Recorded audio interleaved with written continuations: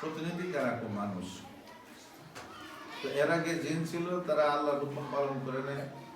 ফেরেশতারা আছে আর জিন আছে, এখন আল্লাহ নতুন করে মানুষ বানাবে। তো ফেরেশতারা বলল, আল্লাহ মানুষ, এর আগে জিন ছিল, তারা তো অবাধ্য, ফিতনা ফাসাদ বিপর্যয় করছে, আল্লাহ আমরাই ভালো। ফেরেশতারা কোনো গুনাহ করে না, তারা গুনাহ বুঝেও না, আমরা আল্লাহ বিল্লাহ করি, আমরাই যথেষ্ট। আল্লাহ বলছে যে না, আমি যা জানি তোমরা যা তা জানো না, আমি মানুষ বানাবো। তো আদম আলাইহিস সালামকে বানালেন। বানানোর পরে যত এলেম আছে সমস্ত এলেম জ্ঞান ওনাকে শিক্ষা দিয়েছে। তো পরবর্তীতে ফেরেশতারা জমা করলেন, জিনরা জমা করলেন, যারা বেঁচে ছিল, আর মানুষের মধ্যে আদম আলাইহিস সালাম বললো, ফেরেশতারা তোমরা তো অনেক দিন ধরে বেহেশতে বসবাস করতেছো, এই বেহেশতের বিষয়টির নাম বললো। ও আল্লাহ বলতে পারি। এবং অনেক জিন ছিল আল্লাহ, যে ইবলিস সহ যারা, তাদেরকে বলছে তোমরা বলো। তো আল্লাহ আমরা তো জানি না, তোমরা এতদিন ধরে বসবাস করো, তোমরা এই ছোট হাজরতের নাম জানো না, যাদের কাছে ইয়ে আছে। তখন আদম আলাইহিস সালাম বললো, আদম, তোমরা তো বেশি দিন হচ্ছে না, কয়দিন হচ্ছে বানাইলাম, তুমি এগুলির নাম বলো। তো আদম আলাইহিস সালাম বেহেশতের যত দেখা যায় তার কাছে দূরে সব কিছুর নাম একটা সব বলে দিতেছে। ফেরেশতারা তাজ্জব হয়েছে, যারা জিনের মধ্যে ছিল, ইবলিস তারাও আশ্চর্য ছিল, কেমনে কোন সময় শিখল, এই কয়দিন হইল। তখন যে জানে তার সম্মান বেশি না, যে জানে না তার সম্মান বেশি।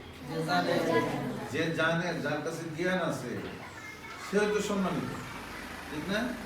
আল্লাহ তাআলা বলছে, ফেরেশতারা তোমরা তো জানো না, এই জিন জাতির মধ্যে যারা আছো তোমরা তো জানো, তো জানে কে? আদম। তো তোমরা তাকে সম্মান করো, ওই সাজদা করো।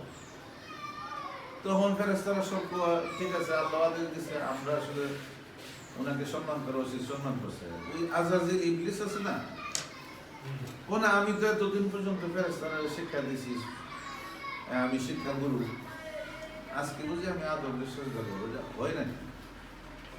আর ওই সাজদাটা ছিল, তাফসীরের মধ্যে লেখছে, আমরা যে নামাজের মধ্যে যে কপাল মাটিতে রেখে সাজদা করি না, এমন না, এই সাজদাটা ছিল রুকুর মতো, মাথা ঝুঁকায়া সম্মান করা। যাই হোক, এখন আমরা বুঝার বিষয় হলো, আদম আলাইহিস সালাম যে সম্মানিত হইলেন, ফেরেশতাদের সাজদা পাইলেন, জিন জাতি সহ সকলের সাজদার সম্মান পাইলেন, উনার গুণটা, বড় গুণটা কি ছিল? একটা বলছে, আদম আলাইহিস সালাম সবচেয়ে বড় গুণটা কি ছিল? তিনি জানে আর তারা জানে না, ওনার কাছে জ্ঞান আছে, তাদের কাছে জ্ঞান নাই। এই জন্য তোমরা যদি জানো, এলেমের অধিকারী হতে পারো, জ্ঞানের অধিকারী হতে পারো, তাহলে তোমাদের সম্মান আছে। আর যে জ্ঞানের অধিকারী হয় না, এলেমের অধিকারী হয় না, তার কি নাই? সম্মান নাই। তো সেই সম্মান যদি অর্জন করতে হয়, লেখাপড়া করতে হবে। এই লেখাপড়াটা আবার দুই ধরনের, একটা জেনারেল লেখাপড়া আর একটা হলো ধর্মীয় লেখাপড়া, ঠিক না? আমরা কিন্তু দুইটা এখানে মিলাইছি, সমন্বয় করছি। এখানে জেনারেল লেখাপড়া আছে, আবার ধর্মীয় লেখাপড়া আছে। তোমরা ইচ্ছা করলে এখন 5 পাস করে মহিলা মাদ্রাসা, কবি মাদ্রাসা করতে পারবা, ইচ্ছা করলে আলিয়া মাদ্রাসা যেতে পারবা, ইচ্ছা করলে স্কুলে যেতে পারবা, হাই স্কুলে পারবো না, সব লাইন কিন্তু খোলা আছে। তো যাই হোক, আমরা আমাদের সাধ্য মতো চেষ্টা করছি তোমাদেরকে গড়ে তোলার জন্য। এর মধ্যে শিক্ষকদের ইচ্ছা অনিচ্ছায় যদি তোমাদের শাসন করতে যায়, কারো মনে কষ্ট থাকে যে আসলে হুজুরের এটা তোমরা বলে দেবা যে আমাদের ভালোর জন্য করছিল, হয়তো একটু বেশি হয়ে গেছে। আর হুজুরদের জন্য সবচেয়ে দোয়া করবা, প্রতিষ্ঠানের জন্য দোয়া করবা, কল্যাণ কামনা করবা, কারণ তোমরা মাসুম, তুমি 5-এ পড়ো, তোমাদের এখনো তেমন গুনাহ কাটা নেই।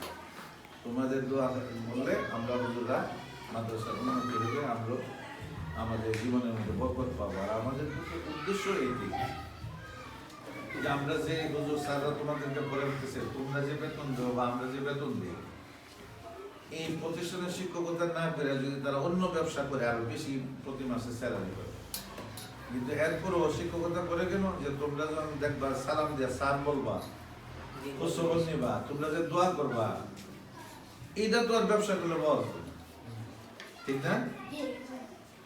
এই জন্য আমরা তোমাদেরকে শিক্ষা দিই, উদ্দেশ্য হলো দুনিয়াতেও তোমরা আমাদেরকে সম্মান করবা, আমরা মারা গেলেও তোমরা দোয়া করবে। এই জন্য মনে হচ্ছে রব্বানা আতিনা ফিদ দুনিয়া হাসানা ওয়া ফিল আখিরাতি হাসানা। আমরা দুনিয়ার কল্যাণও চাই, আখিরাতের কল্যাণও চাই। তো আমরা এই শিক্ষকের পক্ষ থেকে এই কথাগুলি রাখলাম, তোমরা কোনো মনে কষ্ট রাখো না। আর বাকি তোমাদের জন্য আমাদের কোনো কষ্ট নেই, কারণ তোমরা ছোট মানুষ, ইচ্ছা অনিচ্ছায় ভুলভ্রান্তি করছো, আমরা তোমাদেরকে সংশোধন করে তুলছি।